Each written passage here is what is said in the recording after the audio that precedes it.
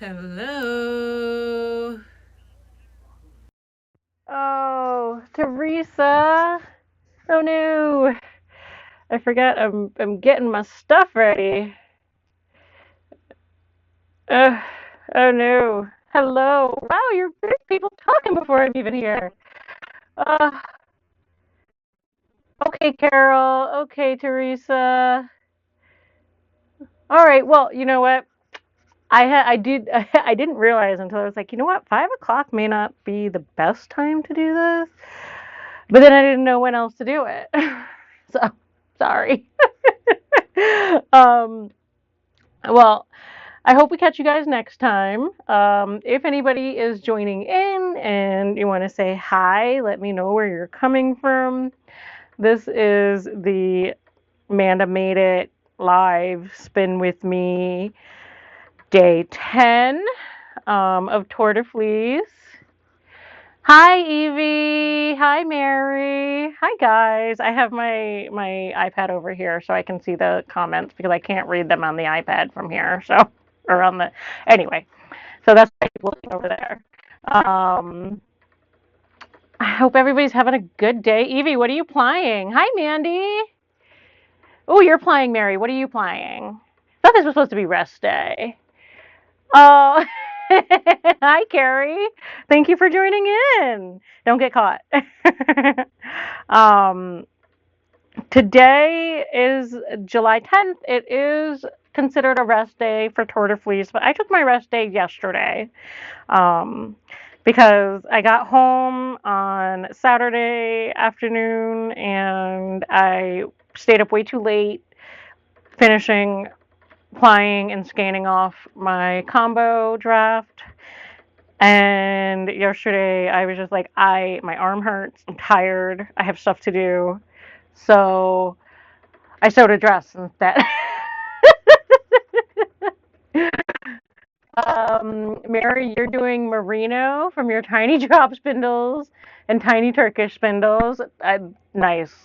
They're always satisfying to spin, but also not because they hold such a small amount of yarn. Evie, I know you don't rest. Maybe you should. Let me see. Oh, and you're doing your eco nylon and wool.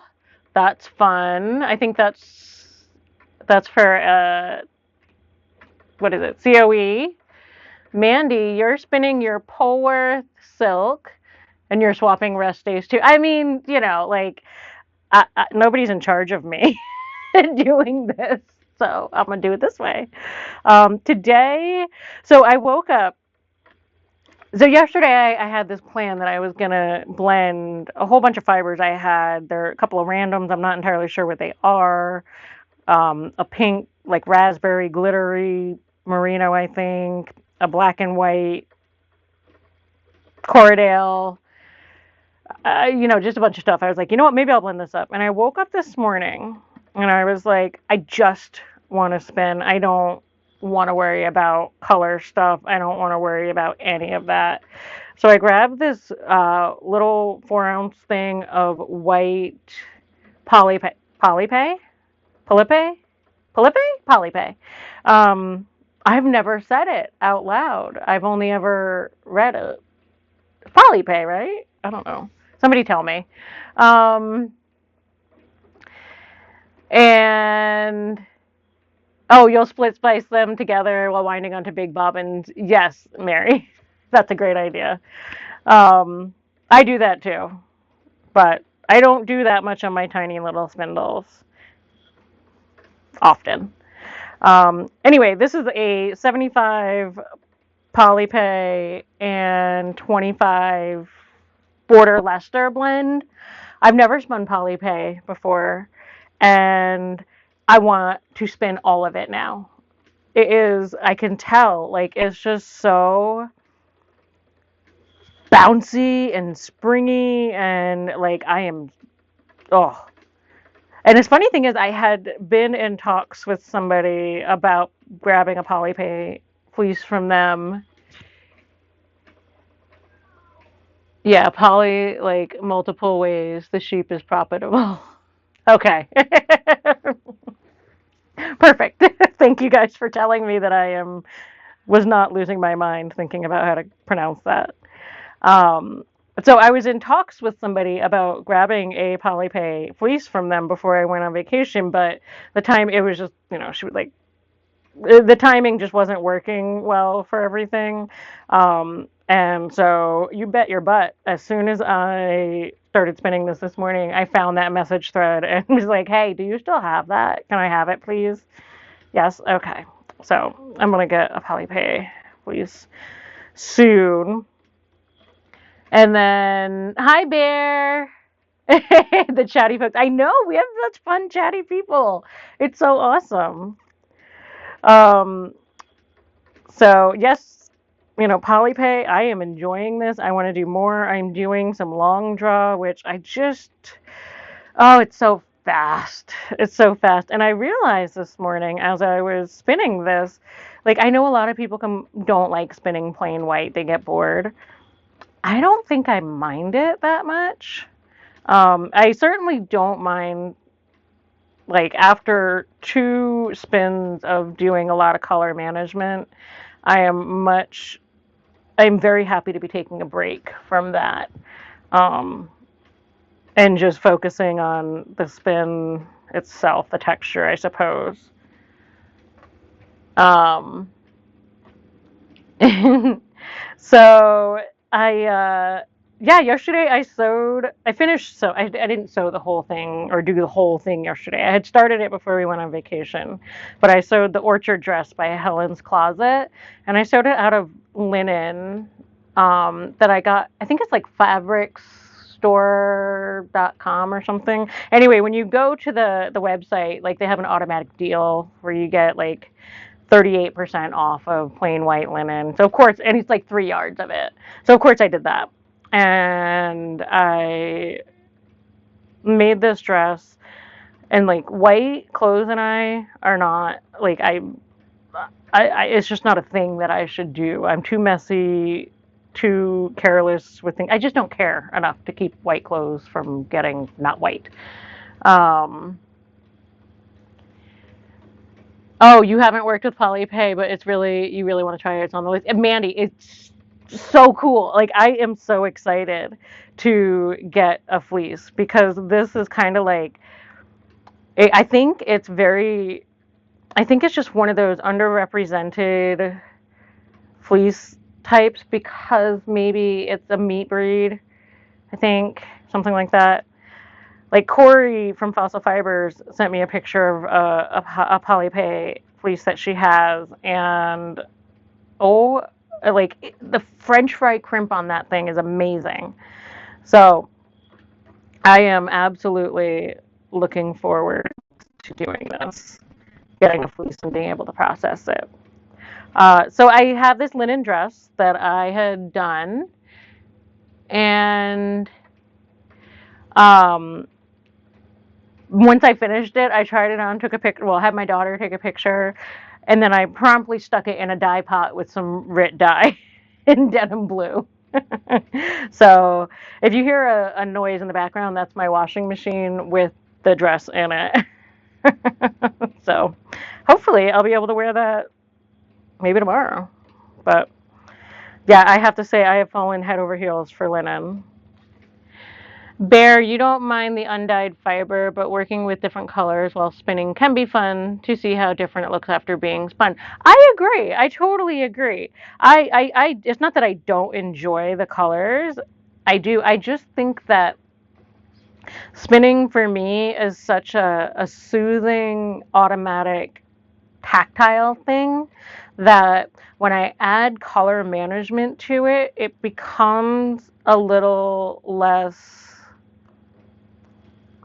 intuitive because I have to pay more attention, so like well, especially with the combo draft, like I had to pay attention to make sure that they were both drafting because they weren't always. And so while that's not like, and I'm sure I know that there are people who can long draw like with that kind of stuff, but I could not because I couldn't get the color stuff to work the way I wanted.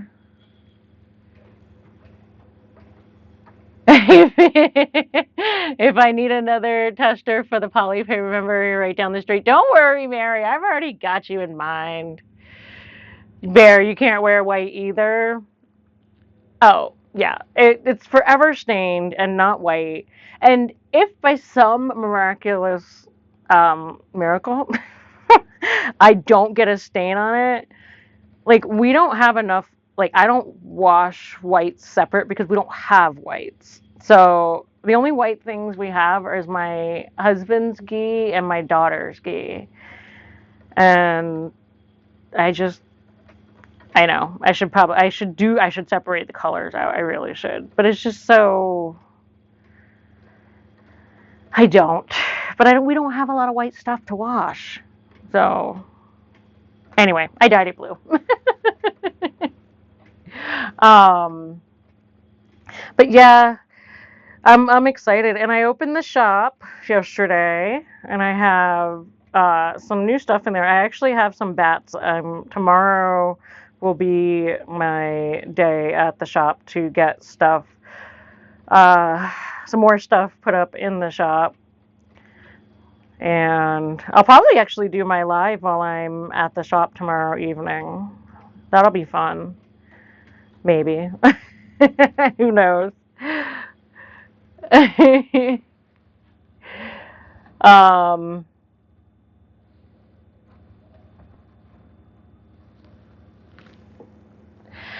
you avoid white as well, Stain City. Oh, yeah. I mean, it is. Like, and it's like unless you have that really crisp white, it you either have to have it be like blindingly crisp white or cream because if not either one of those it just looks dingy.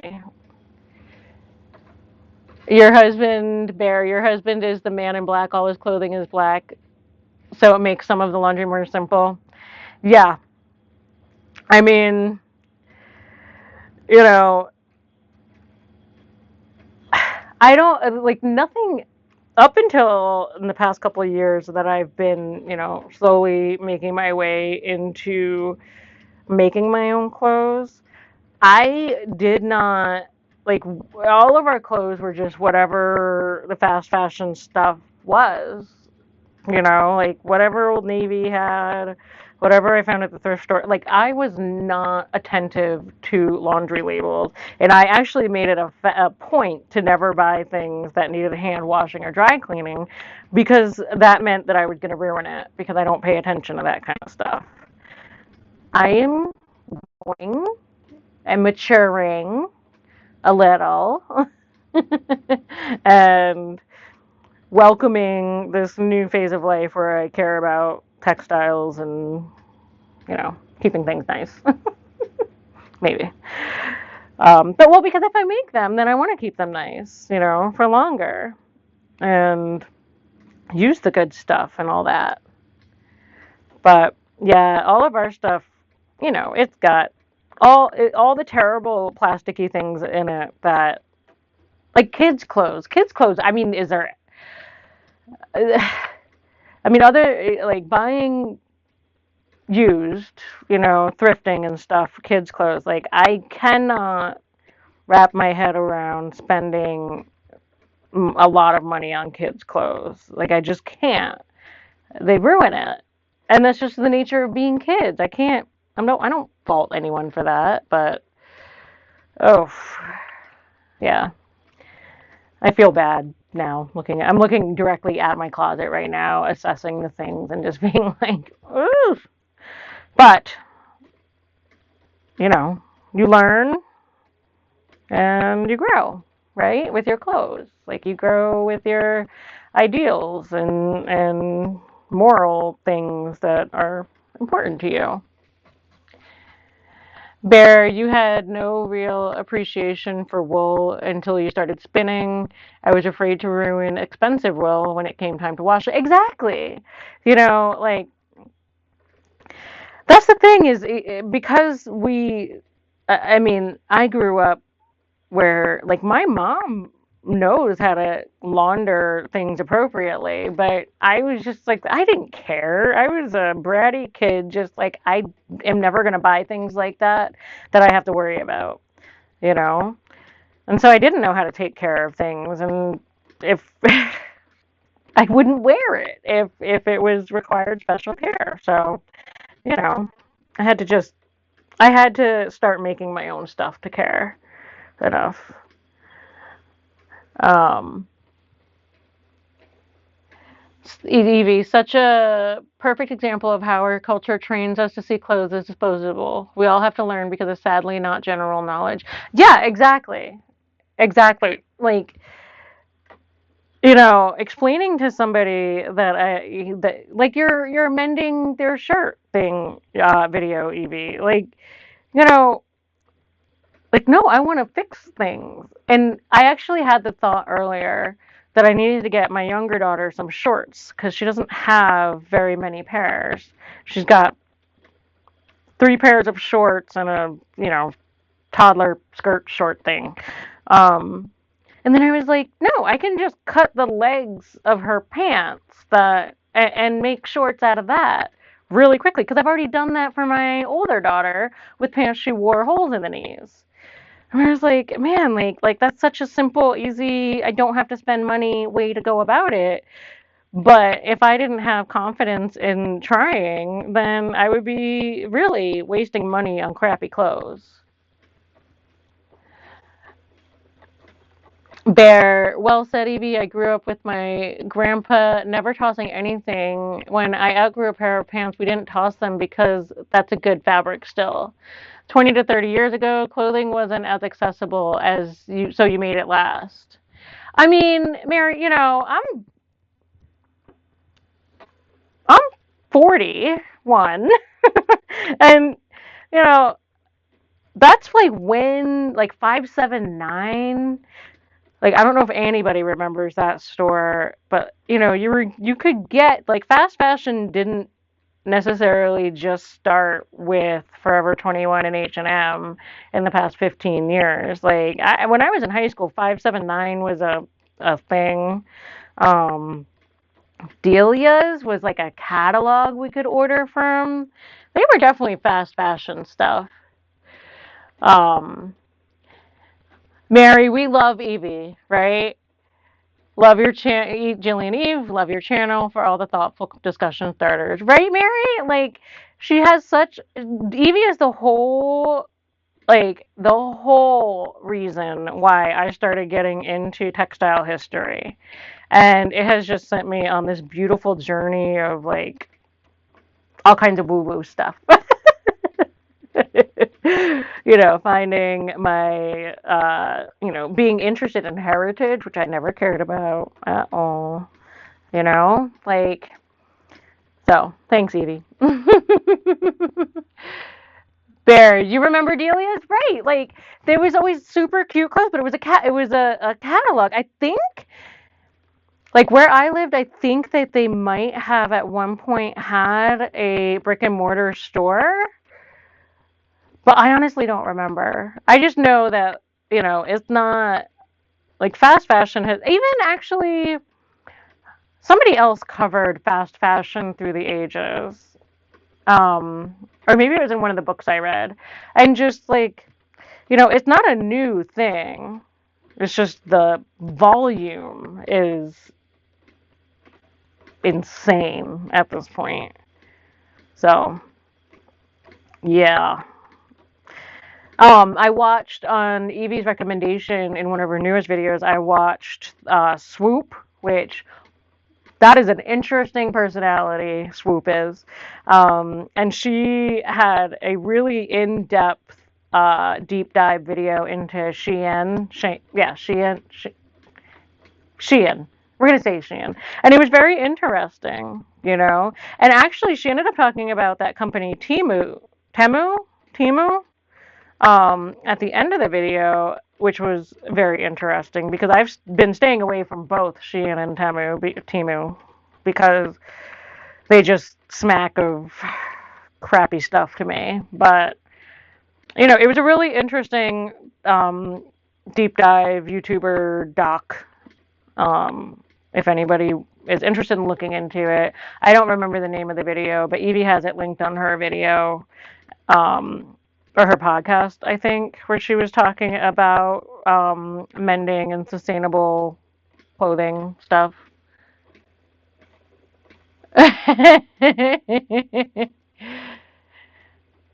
Oh, Evie, you do remember Delia's. You remember shopping with your grandmother and she would check seam allowances to see if the hem could be let out as I grew. Now it's all serged with no room to alter. Yeah, yeah. I mean, it blew my mind. So let me just Bear, I'm so thankful for Evie and her channel too. I've learned so much. I recently finished The Valkyrie's Loom and it was so good. Oh, Bear! I haven't read that book yet, but I was there for the author uh book author chat Evie had on her Patreon, and that was really, really interesting to be a part of that. And now Evie's just blushing all over the place. But going back to the alterations comment, one of the things that blew my mind, in a previous life, I was a personal trainer, right? And a lot of my work was on changing people's perceptions of what their body looks like and realizing and learning that celebrities and people that end up with the hashtag body goals and stuff, the clothes that they wear oftentimes are completely tailored and altered for their body, and that's why it fits so well. They might buy a size 12 off the rack if they shop off the rack, but it is then altered to fit their body. And that was just such a huge eye-opening thing for me on many levels, that alterations were the way that people make their clothes fit, not making their body fit some weird standardized sizing system from the 40s. It's crazy. Like, you know, my husband is 5 foot tall. My girls are most likely going to be fairly short. My husband and I are both pretty stocky. And, you know, like the ability to alter your clothes and know that that's an option is something that is so sad that people don't realize. And then they base their information about what they think about their body on these things that it's not even magic. It's not even like pictures, or I mean, Photoshop. It doesn't even have to be Photoshop. They just have clothes that fit their bodies. So I'm gonna get off that soapbox now. I know you guys aren't here for that, but I just can't, you know, make all the clothes, mend all the clothes, make things fit you, all of that. That's what I want to see. Um, all right, I am looking at 22 minutes here. So I am actually going to be calling it quits for today. Thank you all so very, very much for joining me and having these quick little deep conversations, listening to me rattle on. I am on Instagram as Coastal Wool Washing. Here on YouTube, obviously, is Manda Made It. My Etsy shop is Coastal Wool Washing, and I have a website, coastalwoolwashing.com. Thank you guys for joining, and I will see you tomorrow. Okay? All right. I'll catch you on the flip side.